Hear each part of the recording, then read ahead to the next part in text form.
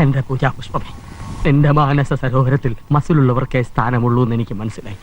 ഈ കാമാന്ധൻ അതിനായി പരിശ്രമിക്കുകയാണ്.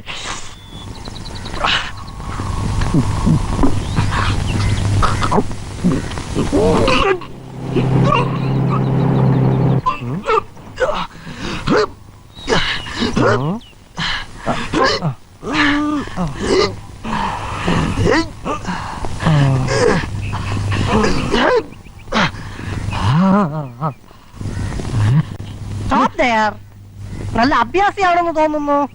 അങ്ങനൊന്നുമില്ല, ഒന്ന് രണ്ട് അഭ്യാസങ്ങൾ അറിയാം. കണ്ടപ്പോ നല്ല മുഖപരിചയം തോന്നി, അതാ ചവിട്ടാൻ പറഞ്ഞത്. അയ്യോ, ചവിട്ടരുത്. ഞാനിപ്പോ ശരീരം പുഴുങ്ങി തിരുവി ഇളയതായി നിൽക്കുകയാണ്. ആ ചവിട്ടല്ല, വണ്ടി ചവിട്ടിയ കാര്യമാണ്. അല്ലെ, മുഖത്തെന്താ വാരി പൂശിയിരിക്കുന്നത്? സൗന്ദര്യം വരുത്താനുള്ള ഫേഷ്യൽ ക്രീം. ഇതിട്ടാ വല്ല മാറ്റവും വരുമോ? സ്ഥലമാറ്റം വരും. അയ്യോ, ഇപ്പൊ തന്നെ ഒരു മാറ്റം കഴിഞ്ഞു വന്നതേ ഉള്ളൂ. ഇനി ഒരു മാറ്റം കൂടെ താങ്ങാനുള്ള ശേഷി ഈ ശരീരത്തിനില്ല. എന്താ പേര്? ചാപ്ലിൻ. ചാപ്ലിൻ? മിസ്റ്റർ ചാപ്ലിൻ, ഈ റോസ് വില്ല എവിടാന്നറിയോ? റോസ് വില്ല ഇവിടുന്ന് 4ാമത്തെ വളവിൽ 3ാമത്തെ വളവിൽ വീടാണ്. Thank you, thank you. Chaplin, അഭ്യാസം തുടർന്നോളൂ.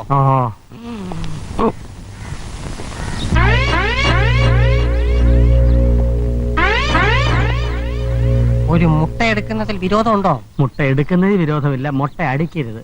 നിർദോഷികളെ ഞങ്ങൾ എന്തിനാ മുട്ട അടിക്കുന്നത്? മുട്ട എടുക്കുവാണേ.